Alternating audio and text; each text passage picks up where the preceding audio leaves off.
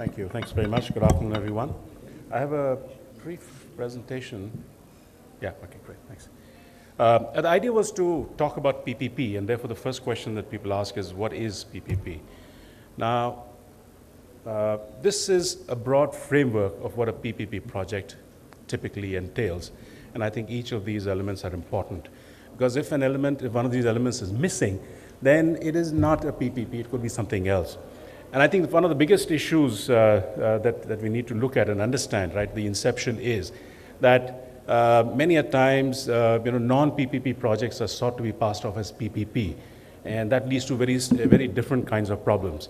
So an EPC is not a PPP, a construction contract is not a PPP, and a true PPP will have these elements. So what are the important elements here? If you see the definition as per the VGF scheme, so a PPP project means a project based on contract or concession agreement. So that's the first element. The counterparties to the contract are government on one side, and when I say the government, it could be a statutory authority or a body of the government, and a private sector company on the other side. And the purpose of that contract is to deliver an infrastructure service on payment of user charges. Now, each of these elements have various nuances and ramifications, and as we move along in the discussion, I can deal with some of them.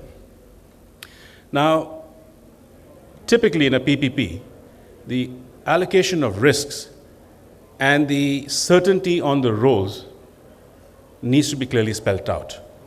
So, if there is uncertainty or opaqueness in that relationship, it can lead to disputes, as Sanjay was just mentioning, and somehow it just ceases to be a PPP. Now, I've got the DBFOT model here because one of the thoughts that I wanted to leave behind was that in India we've seen various sectors where PPP has been very successful, highways for instance, despite the fact that there have been very aggressive bidders in the market, but overall the highway sector has been a successful example. Similarly, in airports, there's been a very high level of success. There are issues, but it's still been a success. You will note that the sectors which are inherently monopolistic will not have the problems that one would face in a sector like power generation or power distribution. So even in the power sector, the power generation PPP structure has not really taken off, has not been very successful, because it is inherently competitive. So when there's a monopolistic sector, my submission is that the PPP model works better. So therefore, does that mean that there should not be a PPP in power sector, generation or distribution? Answer is certainly we need to look at that, but then we need to identify the issues that plague that competitiveness. And that's the reason I put up this DBFOT here. Because we are currently, on the generation sector, we moved out from case 1, case 2 to the DBFOT and the boom model. No project has been awarded as yet. There's been a fairly strong resistance from generators and investors to invest in that model. Various issues have been identified, have been raised, have been discussed. And while one of the projects is up for bid, we still need to see the results of that. At this point of time, it appears to me that the DBFOT model is going to face a lot of resistance and reluctance from private sector investors. Specifically, as far as the power sector, power generation is concerned, the key reason is that the fuel risk, even though ostensibly it is sought to be passed on to the buyer, the document does not capture it in an ideal manner. Because, without getting into too much of detail on the contract itself, the provisions in the DBFOT contract, as far as the fuel risk is concerned, it tries to share some of the risk with the buyers. However, there is a very huge management and uncertainty risk on the generator also. In fact, the core strength of an investor in a generating sector is to build and operate a power plant. And also at the same time to manage not just the fuel supply, but also international fuel supply, including managing mines, is something which perhaps requires out-of-the-box thinking, or maybe they don't have the experience, so they may have to partner with coal mine owners and coal mine operators. And that's one of the reasons, or one of the bigger issues that has been kind of been raised on several occasions. DBFOT is an acronym which stands for Design, Build, Finance, Operate, and Transfer.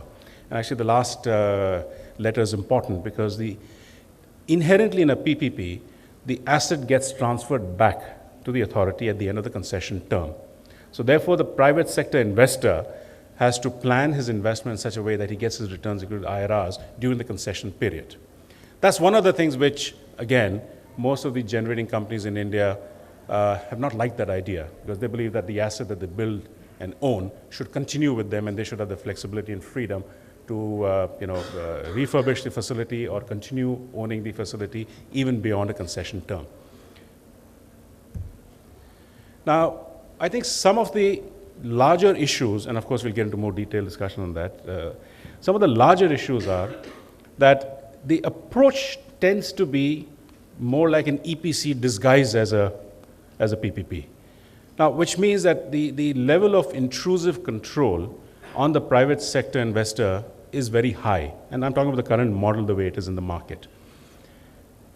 That may work well in some other sectors where there is a very strong regulatory body, for example, the electricity sector or the airport sector. But if there is going to be a strong oversight and a micromanagement of the operator, the private sector views that as an additional risk. And that's one of the reasons why I think in the power sector there's not been much, I would say, enthusiasm for the DBFOT structure on the generation. On the other hand, on the transmission sector, the choice was between BOOM and the DBFOT. There have been two major projects that I'm aware of which were bid out and successfully concluded on the DBFOT basis.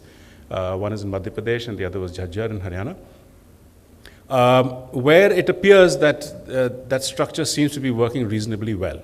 Having said that, there are still uncertainties in that structure, and I think going forward it seems to me that the government is taking a view that they're going to dispense with the DBFOT even in transmission. The main driver for getting through a PPP for a state is access to the VGF funds of the central government. If that itself becomes a challenge, then the real reason or the motivation to adopt a PPP structure goes away.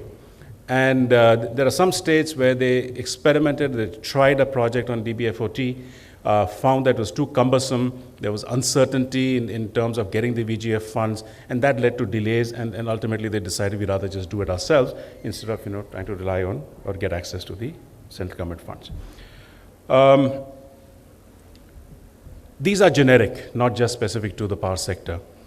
Land acquisition issues, I think, will continue to plague the country. Now, we have to spend $1 trillion as per the official numbers of the Government of India. A large amount of that is supposed to come into the power sector. Of that $1 trillion, roughly half of that has to come from the private sector. If you're not able to resolve our land acquisition issues, which stems to a large extent from the current legislation, then I think it's going to be a pipe dream. I've been a lawyer to the Navi Mumbai airport now for quite a few years. That's a stark example where one of the best R&R schemes was approved, one of the best compensation packages was offered, but there were a few villages, literally 8 villages, which resisted that, as a result of which the land acquisition has not been able to be completed many years after it was conceptualized. If you look at financial closure, for a long time, the model, apart from highways, which had established a certain amount of precedent and there was a certain amount of certainty, in the other sectors, the banks were somewhat reluctant to finance projects which were bid out on a PPP model. A lot of the uncertainty arose from 3 or 4 areas. The land issues were one.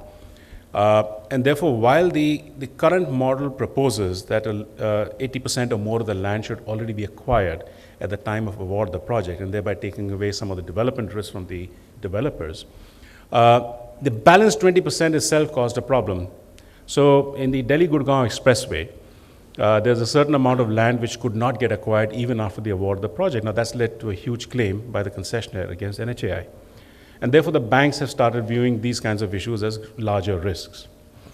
And also the track record on financing by banks in sectors outside of highways has been somewhat dismal. Getting approvals and consents. Now, apart from the headline approval of environment clearance, which again the government is supposed to obtain in advance, there are a whole lot of other approvals which are the entire responsibility of the developer. Now, one can argue that getting approvals, consents, local clearances is part of the job of a developer. But if it becomes very difficult for the person to handle because of lack of coordination on the government side, on the government agency side, then even a best developer will not be able to manage that risk. So these are some of the generic problems. Thank you.